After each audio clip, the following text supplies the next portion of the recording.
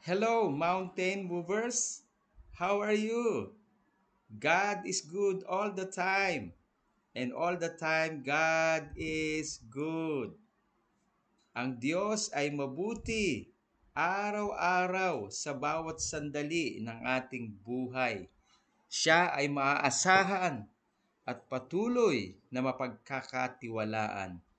Ang sabi niya sa kanyang salita doon sa Romans chapter 10, Verse 13, ang sino mang nagtitiwala sa Kanya, kailanman ay hindi mapapahiya. Ang Diyos ay matapat, mabuti, Siya ang nag-iingat at pumapatnubay sa atin araw-araw, ipinagtatanggol niya tayo sa lahat ng gawa ng kadiliman, nakikita man natin o hindi, nandyan siya upang tayo ay iligtas, ingatan, at harapin ang mga hamon sa buhay na kasama natin. Kung kaya tayo ay may katagumpayan sa buhay na ito, sapagkat ang kanyang ipinangako at ito naman ay kanyang tinutupad araw-araw sa ating lahat na hindi niya tayo iiwan ni papabayaan man. Sabi doon sa Hebrews chapter 13 verse 5, makontento na nga kayo sa inyong mga buhay.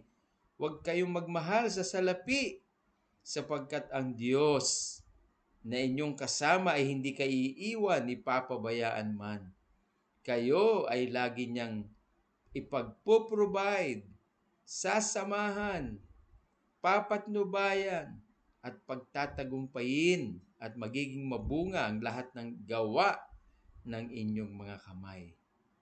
Ang ating Panginoong Kristo ay namatay sa krus ng Kalbaryo para sa ating lahat. Hindi lamang sa kapatawaran ng ating mga kasalanan, hindi lamang sa kalayaan natin laban sa kasalanan na umaalipin sa buhay ng mga tao, hindi lamang tayo ay bigyan ng kalayaan mula sa kaharian ng kadiliman patungo sa kaliwanagan, kung hindi ipagkaloob din niya ang lahat ng bagay sa ating lahat, bunga ng kanyang natapos na gawain sa krus ng Kalbaryo para sa ating lahat. Tayo ay may pananampalataya at patuloy na pinalalago ng Diyos ang ating pananampalataya. At ang pananampalatayang ito, sa tuwing maririnig natin ang salita ng Diyos, ang siyang dahilan upang maluwalhati natin siya. Kaya ang sabi sa Hebrews chapter 11, verse 1, now faith is the substance of things hoped for, and the evidence of things not seen. Ang pananampalataya ay ngayon, sa oras na ito, sa sandaling ito, hindi kahapon, hindi bukas, kung hindi ngayon ang pananampalataya. At ito ang katibayan ng mga bagay na hindi natin nakikita at katiyakan ng mga bagay na inaasahan natin mula sa Diyos. Katibayan ng mga bagay na hindi nakikita sapagkat ito ay nagsisimula sa mga espiritual na bagay mula sa kalangitan at mga katiyakan ng mga bagay na ating inaasahan mula sa Diyos. Kaya lahat ng ating inaasahan mula sa Diyos ay nanggagaling sa langit. Sa simula ay hindi nakikita. Hindi nakikita ng ating mga physical eyes, pero nakikita ng ating mga spiritual na buhay. Na ito ay nagmamanifest sa material na bagay sa mundong ito. Kung tayo ay may pananalig, kung tayo ay may paniniwala, kung tayo ay may pananampalataya sa ating Panginoong Hesukristo, na siyang nagsimula na mabubuting bagay sa atin ang tatapos nito hanggang sa kanyang muling pagbabalik. Ang pananampalatayang ito ang nagbibigay ng kaluwalhatian sa kanyang pangalan.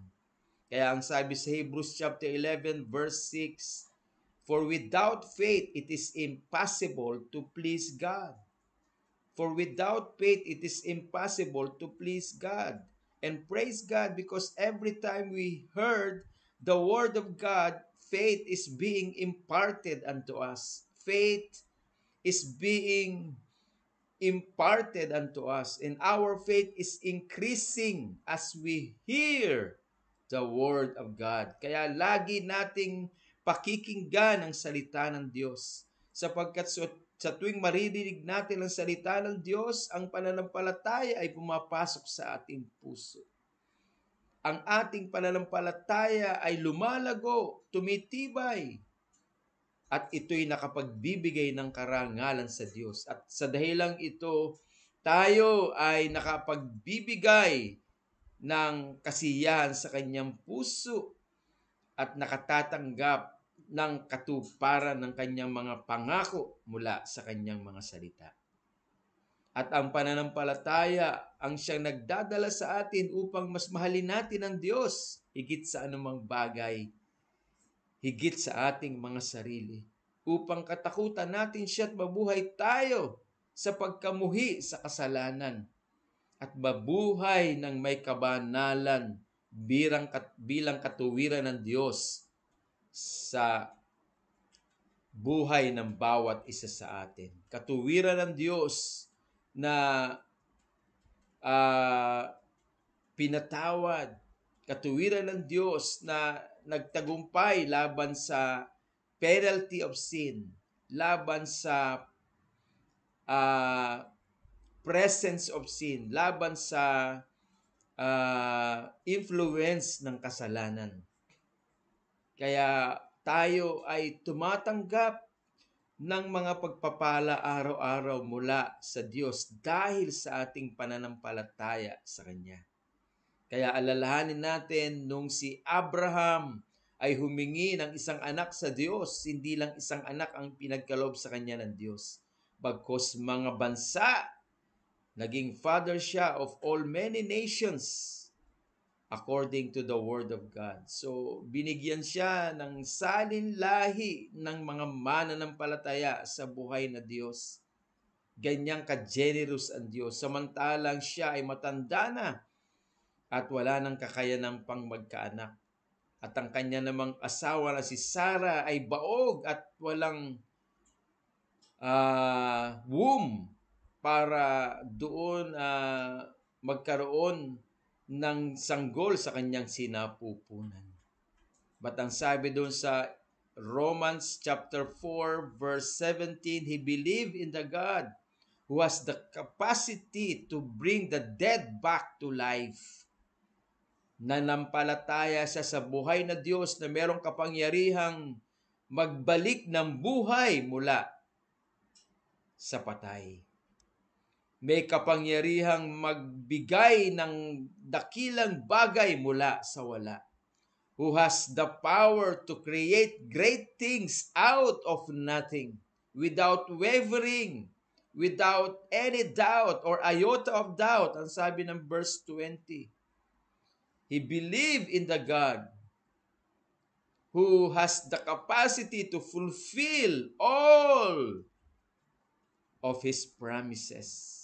He was being persuaded to believe in the God who has the power, who has the capacity to fulfill what He has promised. Kaya manampalataya tayo ng lubusan sa Diyos.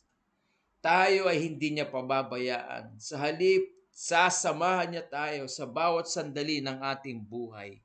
Siya ang ating kabahagi. Siya ang ating partner sa buhay na ito. Sapagkat tayo ay nanampalataya sa ating Panginoong Jesucristo, pinatawad ang ating mga kasalanan, nilinisan niya tayo sa lahat ng ating mga pagkakamalit pagsasalangsang.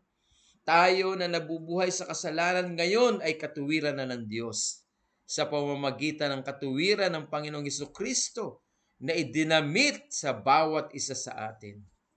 Kinuha ng ating Panginoong Yesus ang ating mga kasalanan, kung kaya't siya ang nabayubay sa krus para sa ating lahat.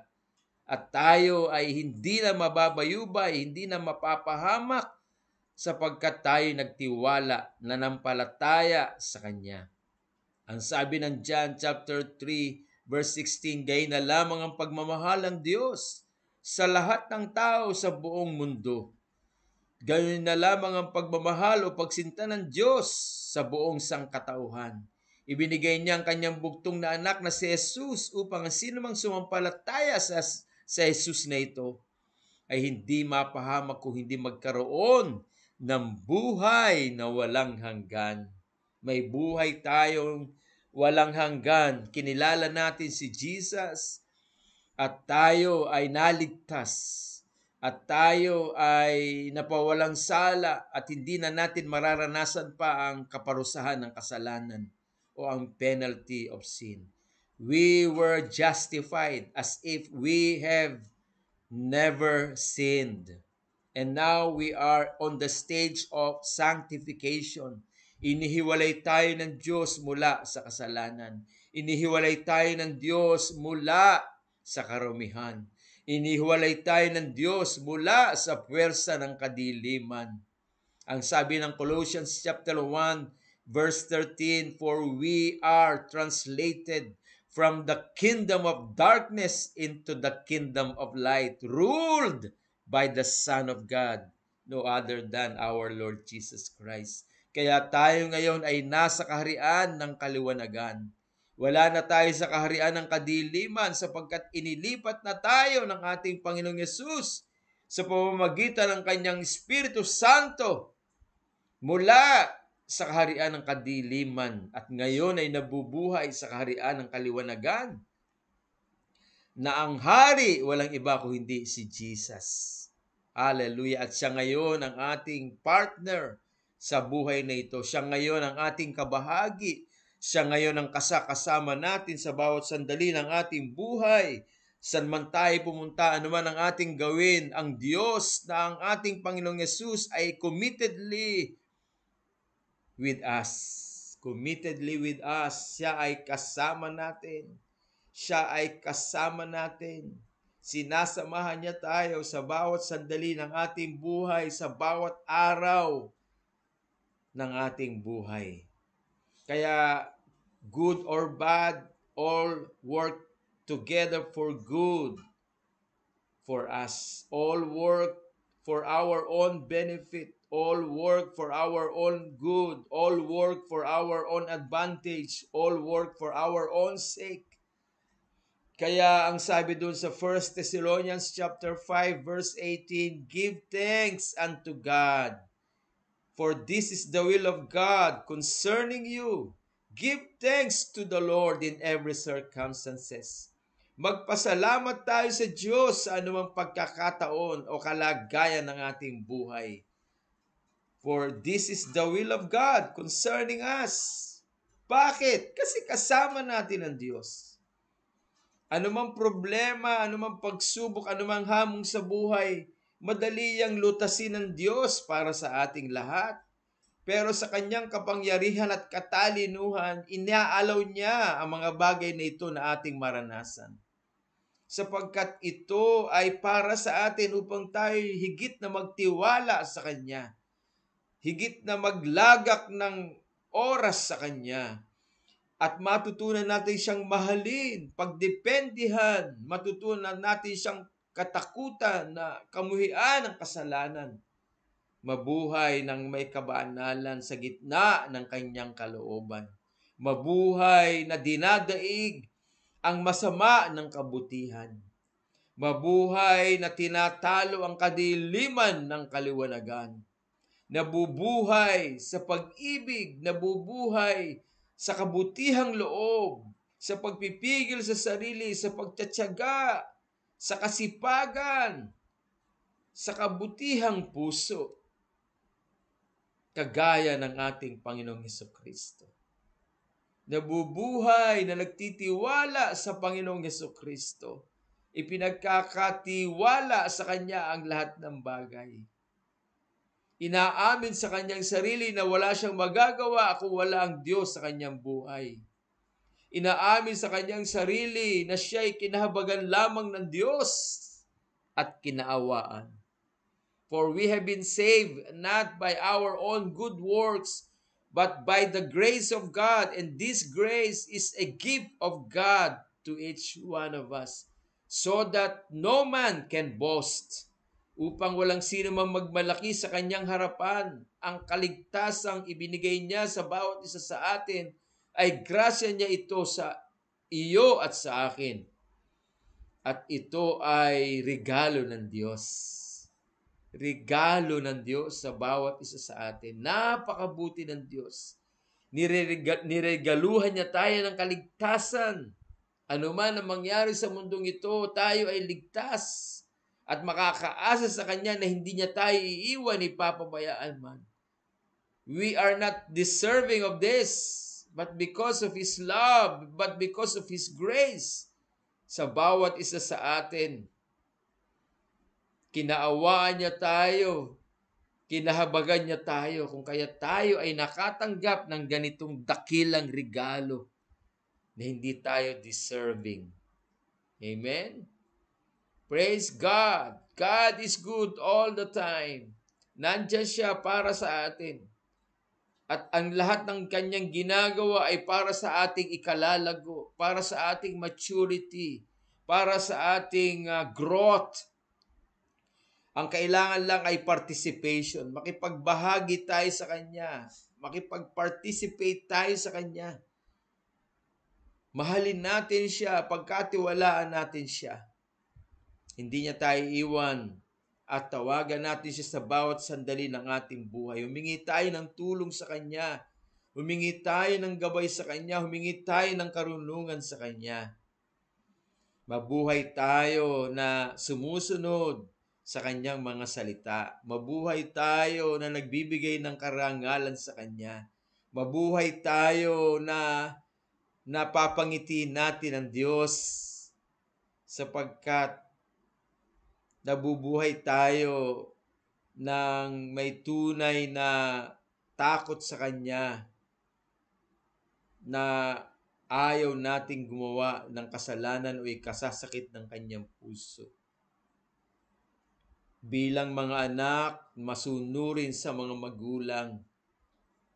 Bilang mga mag-aaral, masipag mag-aral. Bilang kapitbahay, mabuting kapitbahay at mabuting kapwa sa kanyang kapwa. Nabubuhay na nagbibigay ng kasiyahan sa puso ng Diyos. Nananalangin, nagtitiwala sa Diyos, nag-aaral ng kanyang salita, pinagbubulay-bulayan ng kanyang salita. Tumatawag sa Diyos at umaasa ng lubos-lubusan. Nandiyan siya para sa atin. Siya ang nagbibigay sa atin ng buhay araw-araw, kalakasan, pag-iingat. Siya ang nagbibigay sa atin ng oras, panahon, upang tayo ay makasunod at maipaglingkod natin ang kanyang layunin sa buhay ng bawat isa sa atin. Maging ang paggising. Maraming tao natutulog pero hindi na nagigising. Kapag natutulog tayo, wala tayong kontrol. Hindi natin alam kung anong nangyayari sa ating paligid. Hindi natin alam kung masisilayan pa natin ang araw o hindi na. And yet, the Lord is the one sustaining us. He wake us up once again today. And as we lay down in sleep because He's the one sustaining us. Ang sabi ng Psalms chapter 3 verse 5 at saka Psalms chapter 4 verse 8. Ang sabi ng Psalms 136, because His love endures forever. Because His steadfast love remains forever. Dahil sa kanyang pag-ibig na hindi nagmamaliw magpakailanman, patuloy nating nararanasan ang kanyang biyaya, ang kanyang pagpapala sa bawat isa sa atin, maging sa ating mga mahal sa buhay. Kaya mga kapatid, ipaglaban natin lagi ang oras ng pakikinig ng salita ng Diyos. Ipaglaban natin lagi ang oras ng ating pananalangin sa Diyos. Ipaglaban natin sa bawat sandali ang ating pagbabasa o pagbubulay-bulay ng salita ng Diyos. Siya ang ating sanggalang. Siya ang ating tulong. Siya ang ating Diyos na may bigay ng ating buhay. Siya ang Diyos na nag-iingat sa atin araw-araw. Marami na tayong ipinagligtas ng Diyos. Hindi lang natin nakikita. Iniwas niya tayo sa mga aksidente, sa mga sakunan ng buhay na ito. Hindi lang natin nakikita. Pero nandyan siya sa atin, ipinagtatanggol niya tayo sa anumang gawa ng kadiliman. At kailanman ang kadiliman ay walang kapangyarihan sa atin o laban sa atin, ni hindi tayo kayang hipuin ng dyablo sapagkat tayo'y balot ng presensya ng Panginoon. Kaya magpasalamat tayo sa Kanya. Magbigay tayo ng papuri sa Kanya. Lagi natin siyang pasalamatan. Saan man tayo naroroon, lagi nating iasal sa ating labi, salamat Panginoon sa iyong pag-ibig, sa iyong pagkalinga, sa iyong pangangalaga, sa iyong presensya sa aking buhay at sa aking mga mahal sa buhay.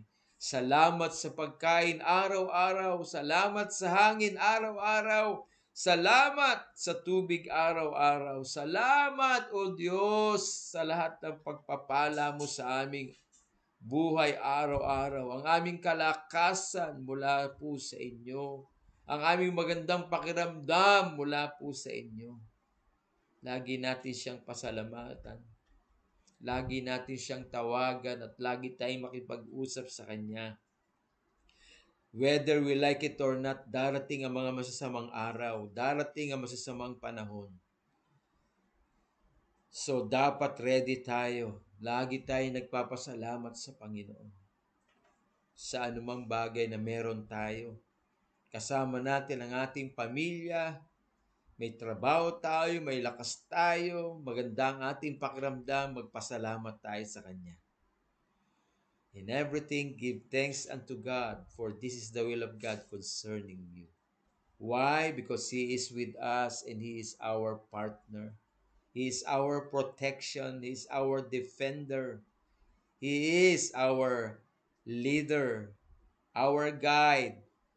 He leads us into the right path. Kaya we're not losing our path. We're on track as we follow the Lord.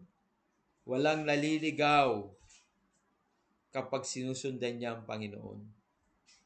Walang naliligaw kapag ang direksyon ay nanggagaling sa Panginoon. Lahat ay tatahakin natin nang may katagumpayan at makararating tayo sa tiyak na ating patutunguhan na punong-puno ng katagumpayan. Naalala niyo ba yung mga alagad nung nasa gitna sila ng dagat ng Genesaret, dumating ang malakas na unos, may mga bangka pa na kasabay nila pero wala sa bangka na yun ang Panginoong Yesus. And then after that, ano ang nangyari? Nakarating sila sa lugar na kanilang patutunguhan. They reached their destiny. Bakit? Kasi kasama nila ang Panginoon. Yung ibang mga bangka na kanilang kasabay sa Mark chapter 4 verse 36, wala nang binanggit kung saan napunta. Pero ang mga alagad na kung saan ay kasama nila sa iisang bangka ang Panginoong Yesus, dumating man yung napakalakas na bagyo, nakarating sila sa kanilang patutunguhan. Kaya anuman ang bagyo na dumating sa ating buhay at ating maranasan dahil kasama natin ang ating Panginoong Yesus, makararating tayo sa magandang bukas na ipinangako niya sa bawat isa sa atin. Magtiwala tayo sa Kanya. Hindi niya tayo iiwan, hindi niya tayo pababayaan. Mga kapatid, magpakalakas tayo sa Panginoon. Ephesians chapter 6 verse 10, be strong in the Lord and in the power of His might. Magpakalakas kayo sa Panginoon at sa Kanyang kapangyarihan. Amen? Mountain movers, be strong in the Lord. Give God the glory. Follow God faithfully. Faith with obedience. Amen? Praise God. Nandyan siya para sa atin. Alam niya ang lahat. At alam niya ang gantimpala at pagpapala na ipagkakalob niya sa atin higit pa sa ating mga pangangailangan. Kaya tayo manalangin, amang Diyos na makapangyarihan sa lahat, patuloy po ninyong abutin ang aking mga kapatid. Ang pamilya po ni Sister Joby, ang pamilya ni Sister Sol, O God, ang pamilya ni Jaja, ang pamilya ni Nanay Irma, pamilya nila Cheryl, nila Jerry, ang pamilya ni Ate Lucy, ni Des, pamilya ni Brother Gig, Edith, O God, pamilya ni Sweetheart. Oh, hallelujah. Thank you, Father God. Pamilya ni Nunoy, ni Fidel, anak ni Weng, si Amel, si Fidel, si Nining. Lord, lahat po sila, O Diyos, patuloy mong yakapin ang iyong pagmamahal. Maging si Grace and Joy at si Pastora Mean, Lord, na nandyan sa Pilipinas. Tulungan niyo po sila, patuloy nilang maranasan ang iyong katagumpayan, ang iyong pag-ibig, ang iyong presensya. Salamat po, Diyos, sa aking mga kapatid. Huwag niyo po silang pababayaan. Sa halip sagutin niyo ang kanilang mga pananalangin. Gumawa ka po ng himala, O Diyos, sa kanilang mga buhay. Magpakailanman, hanggang sa kasalukuyan, magpakailanman. Salamat po, Ama, sa iyong katapatan sa aming lahat. Sa iyo namin ibinibigay ang lahat ng papuri, pasasalamat, pagsamba sa tanging makapangyarihang pangalan ni Jesus. Ang lahat ng mga mountain movers na matagumpay ay magsabi ng Amen! Amen and amen! Praise God, mountain movers! God bless you all! Bye-bye!